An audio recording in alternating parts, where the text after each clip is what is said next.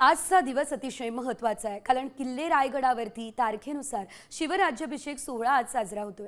शिवराज्याभिषेकाचा आज 352वा वर्धापन दिन आहे आणि या खास सोहळ्यासाठी शिवप्रेमींनी किल्ले रायगडावरती मोठी गर्दी केली आहे। संभाजीराजे छत्रपती यांच्या उपस्थितीत शिवराज्याभिषेक सोहळा होणार आहे, त्यासाठी राज्यभरातील लाखो शिवभक्त रायगड किल्ल्यावर दाखल झाले।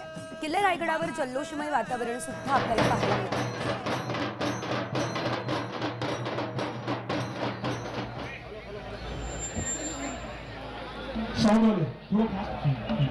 कनेक्शन याचं कनेक्शन पुढे त्या दोघांचे कनेक्शन फटाफट जोडा जरा।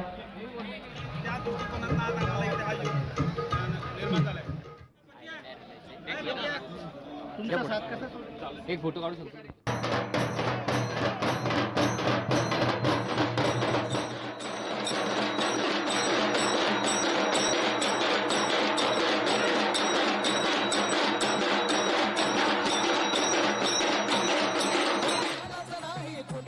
आपले वेगवेगळ्या ड्रेस कोड मध्ये आलेले आहेत, ज्याच्यामध्ये महत्त्वपूर्ण ड्रेस आहे तो छत्रपती शिवाजी महाराजांच्या मावळ्याचा जे पारंपरिक वेशभूषा केली जाते ती वेशभूषा आहे। पारंपरिक वेशभूषेपेक्षा हे जे आपल्या सोबत आहेत यांच्यामध्ये तलवारी, ढाल, तलवारी आहेत, त्याप्रमाणे भाले आहेत, आता विविध आयुध आहेत शिवकालीन ते घेऊन आलेले आहेत। दादा, आपण कोणता वेश केलेला आहे आणि काय आहे हा?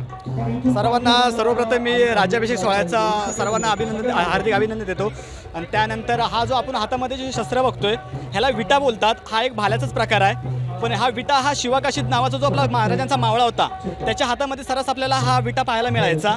आता आम्ही माझ्या हातामध्ये तुम्ही बघताय हा कल्पा भाला म्हणजे भाल्याचा एक प्रकार, म्हणजे दरबारी जेव्हा जे सेवक होते त्यांना हे अशा प्रकारचे भाले वापरले जातात। त्याचबरोबर तुम्ही माझ्या हातामध्ये बघताय शोषणपट्टा, की हे आपलं इंडियन शस्त्र नाही आहे, शोषणपट्टा म्हणजे ह्याचा वार आपला उलटा, म्हणजे तलवारीची धार आपली जर या प्रकारची असेल तर याची धार या अशा उलट्या प्रकारची असते। या स्वराज्यासाठी ज्यांनी रक्त सांडून हा हे आपलं जे स्वातंत्र्य मिळवून दिले त्याचा आनंद आज घेताना आम्हाला खूप बरं वाटतंय। सचिन कदम, साम टीव्ही, रायगड।